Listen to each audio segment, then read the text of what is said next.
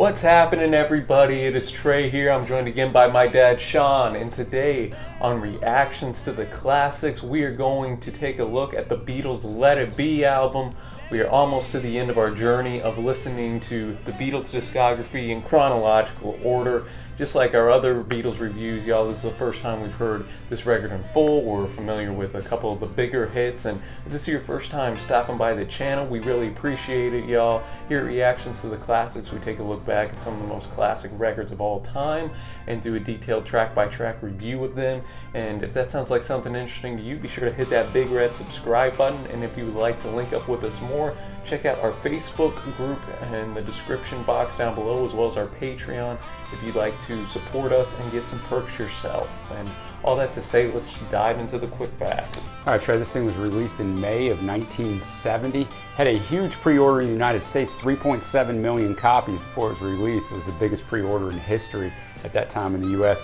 This is the 12th of 12 Beatles albums. There were 3 singles that came out of these sessions: Get Back, Don't Let Me Down, which actually is not on this album, and Let It Be. The way this thing came about, the original title of this album was Get Back. They wanted to strip away all the stuff they've been doing in the studio and Peppers and in Revolver and in everything else and get back to how they used to be. It actually came out after Abbey Road, but it was recorded before Abbey Road, so a lot of critics and fans consider Abbey Road their final album, which is the approach that we have chose to take. McCartney was itching to get back on the road, perform live in front of people. They wanted to get back to that raw live ensemble, recording process. People were starting to drift, more so doing stuff on their own and then bringing it all together. McCartney wanted them to just get back as a quartet and knock some songs out. In culmination of this, McCartney wanted to do a one-off concert performing the entire record and then even potentially tour after that. Yeah, and McCartney invited in a guy named Glenn Johns, and Glenn Johns didn't know whether he was going to be producing this, co-producing it with Martin, be the recording engineer, and then Martin didn't know where he stood either, so there was a lot of confusion on this. Ended up being, at first, Johns functioned as the engineer, and the Beatles used Martin to bounce their ideas off of. Since this thing was all being filmed, they decided at first they would do it in an actual studio, Twickenham studio. It started on January 2nd, 1969. January 2nd, they're already having issues, and Lennon was preoccupied with Yoko Ono. She was in the studio with him all the time. He was more interested in hanging out with her and actually making music with her. He was very disinterested in the music that Harrison was doing in particular. January 6th, Harrison and McCartney get into a big argument. Harrison actually left the group for a while. January 22nd, the group agreed to Harrison's terms to return to the band. They left the Twickenham studio and returned to Apple Studio and went to the basement, and this time Harrison brought along keyboardist Billy Preston. This has been cited as easing the tensions in the band when they were at Apple Studios. It's just like anything, 2 people arguing are going to be on their better behavior whenever you bring in an outside force, so Preston really brought that for the group. And another condition for Harrison to come back was dropping a tour or going to perform live. So they ended up coming to a compromise of the famous Rooftop concert that occurred January 30th, 1969. They got over 29 hours of audio tape, just take after take after take of songs. So they asked Glenn Johns, they bring him back in and say, here, go make an album out of that. So he tries, he sends it to them, they turn it down. It's pushed back to December because they'd recorded Abbey Road and wanted to bring that out. So they go back to Johns in December, say, hey man, try this again, but you gotta include the songs that are in what was still the Get Back film at that time. He does that again, they don't like that, rename the film Let It Be, so the album's gonna be Let It Be. So Lennon and Alan Klein, their manager at the time, decided to bring in Phil Spector, the famous American producer. Spector comes in, he's got his own style, he does some things to the songs, Trey, that I don't like. I know you don't mind it, there's studio chatter in there, yet almost all of that studio chatter was put in from somewhere else. It's not before these songs. Add some different effects, add some different instrumentals, especially in the Long and Winding Road. And he presents the album. All the Beatles have to sign off on it. They do. And then lastly, Trey, we'll get into Let It Be Naked for a quick second. Let It Be Naked came out in 2003. McCartney, he went back and put this album into what it was supposed to be. It's got a different track listing. There's a couple songs not in there. I prefer it much, much more. I do enjoy the naked version more, but we're going to stick with the original studio version since that's what more people are familiar with, and that's what was officially released. First up is Two of Us. This is McCartney with Lennon. The original title of this thing was On Our Way Home. They actually sang the harmonies into the same microphone. We're kicking it back old school a little bit. This thing was written to Linda Eastman at the time, Paul said, and they ended up getting married 6 weeks after they recorded this thing. But there's also a ton of stuff in there that lets you think it's really more about Lennon and McCartney's relationship. I absolutely love this song. Oh, me too. I honestly think it would have worked as the closing track. It still showed that Lennon and McCartney, even after all this time and stuff that they've gone through, can still come together and produce an absolute classic. I never heard this track before. I had not either. And it's one of my favorites on the entire record. Very great opener. Next up is Dig a Pony. This is one of the Rooftop songs that you're going to hear on here. There's 3 of them that there are actually takes from that.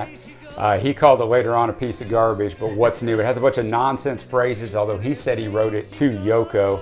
One of the phrases in there is, I roll a stony well, you can imitate everyone you know. Obviously a shot at Mick Jagger and the Stones. One of the interesting things on the Rooftop is Lennon didn't know the words so well, so someone was kneeling right below him, holding up cue cards with the lyrics as he was singing. This was a solid track, but overshadowed by Across the Universe, which comes right after this, so not one that stood out a lot to me, but I mean, it's Lennon, man. One of my favorite songwriters of all time, so I'm going to enjoy pretty much anything he puts out. Yeah, I agree. It's middle of the road for me, which is pretty good on this album. Next up is Across the Universe, also by Lennon. He actually wrote this before they went to India in 1968 when they wrote most of the White Album songs.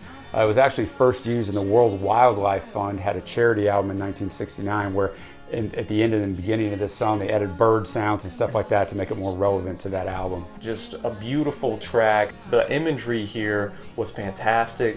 Lennon put on a ton of different literary devices, personification, talking about love, doing certain things, words, flowing from his mind, just really painted a picture for the listener to think deeply about certain things, and how I think the chorus was great. Nothing's going to change my world, no matter what happens around Lennon, nothing's going to change it, and it left the listener to some interpretation that they wanted. This is one of the standout tracks on this album, just excellent. Now up to the first Harrison track, I, Me, Mine. He wrote it, he sang it. It's about the ego, a big thing in the Hindu religion that he had learned to push into, and how much he did not like his ego. And I think there's a double-edged sword here with the things going on in the Beatles at the time, and especially during the recording of this album. Harrison felt like Lennon and McCartney weren't interested in his songs at all. Yeah, and this was first recorded in the Twickenham sessions in '69, and it was finalized a year later in 1970. Yes. And when Lennon had already left the group, so Ringo, George, and Paul knocked this out in 1970. I like this more than For You Blue. Oh yeah, for sure. I liked it on first listen, but in subsequent listens, it just continued to go up my ranking for this album. George again showing that he's on fire during this period and can produce stuff that rivals Paul and John. There is a waltz, hard rock flair to this, so a unique musical style. I concur. I enjoy it. It's one of my favorites on here as well, and I had the same experience you did. The more I listened to it, the more I liked it. Track 5, it gives us Dig It, only 51 seconds long. This came off of a 15-minute jam session of Like a Rolling Stone, and this is one of the few songs in the Beatles catalog that is credited to all 4 members. For me, I didn't, hate this and Maggie May, but I think that the record would have been better served if they weren't on this album. I agree 100%. They're not on Let It Be Naked. They were never supposed to be on this. They said the Beatles jammed out to literally hundreds of songs warming up during this, and Spector just took a few of them and put them in here, but I mean, they gave him the duty to do that. So yeah, for me, it's okay. It doesn't really belong here. Next up is the title track, Let It Be, written by McCartney, sung by McCartney, number 20 in the Rolling Stones top 500 songs of all time. The last single released before McCartney announced he was leaving the band. It debuted at number 6 on the US charts, the highest debut for a song ever at that point. There's a bunch of stuff about this song, but the main thing that people kind of misconstrue out of this, when he talks about Mother Mary, A lot of people in the Catholic religion have pulled that out as Mother Mary, but it's actually his mom, Mary McCartney, who died when he was 14. She died of cancer.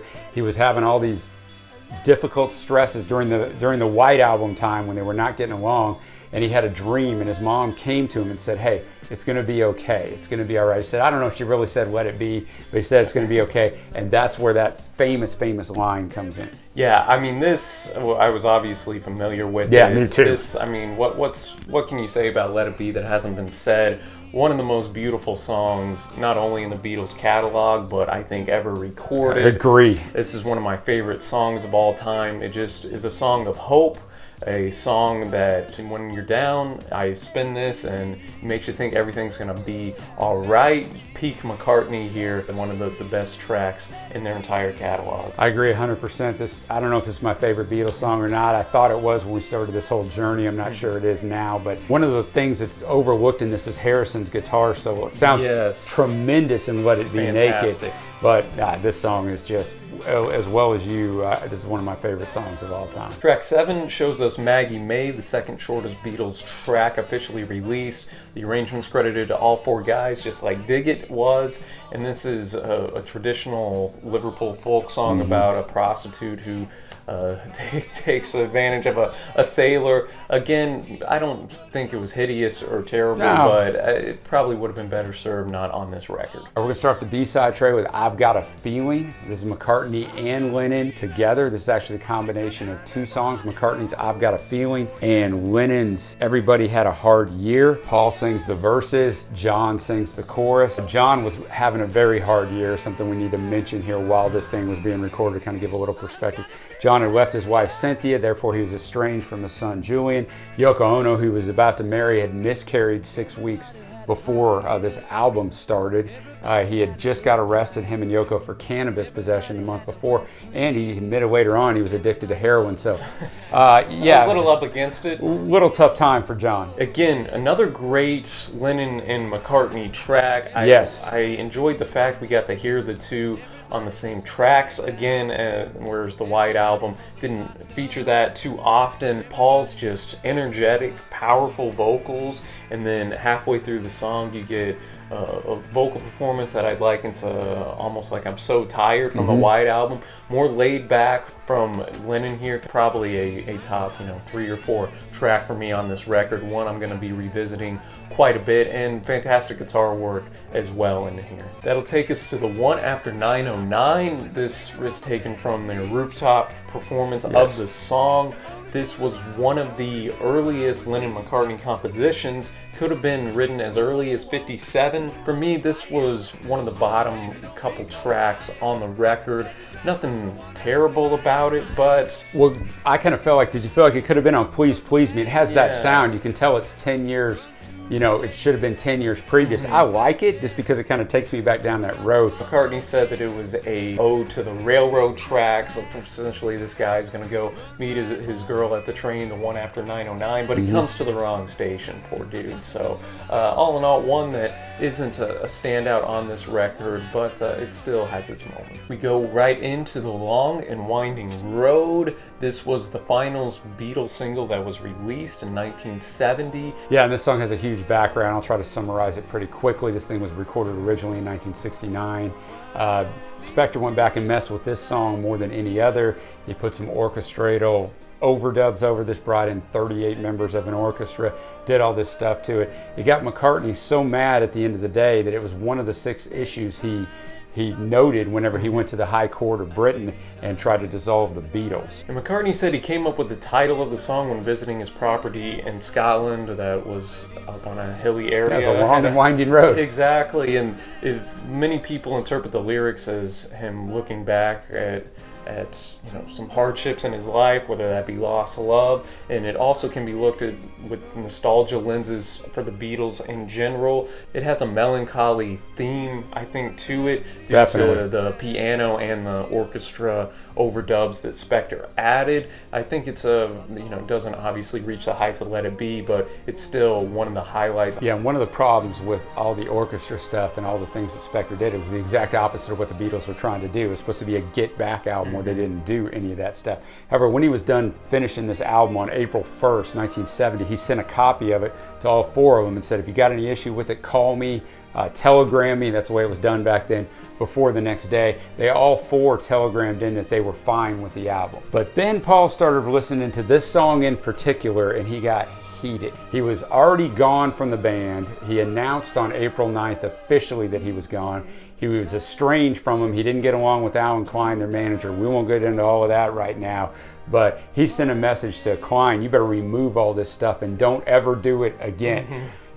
This thing was already being produced. They're already manufacturing the album. Klein decided to let it stay in there. And as I mentioned at the start, this is one of the things that McCartney took to the British High Court when he tried to dissolve the Beatles. Second Harrison track for You Blue is next. This was inspired by his playing with Bob Dylan in the band at Woodstock in '68. And this was included over some of his other better work, some speculate, because Lennon and McCartney weren't really listening. Yeah, George didn't want to take it to him. He didn't think they would do any good stuff with it, so he just kind of brought this instead. This is my least favorite track on this entire album. Yeah, excluding Dig It and Maggie May. Yeah, and I don't even include them, but yeah, correct. It's a proper song. It is written in kind of the 12-bar blues style, but it just didn't work for me. Maybe I'm just accustomed to so much other great work that Harrison put out. Starr's drumming is a real highlight on this song, kind of the standout thing about the song for me, which takes us right into the final track, which should have been the title track of the original album, Get Back. It was written by McCartney. It was a #1 single. It came out before the album did. It was credited to the Beatles featuring Billy Preston, the only time that's ever happened besides covers. And this song grew out of a January 7th jam session that they had at Twickenham, and Paul ended up changing some of the lyrics to George Harrison's Sour Milk Sea. They ended up performing this at the Rooftop concert 3 different times, with the final time being when the police came final and intervened.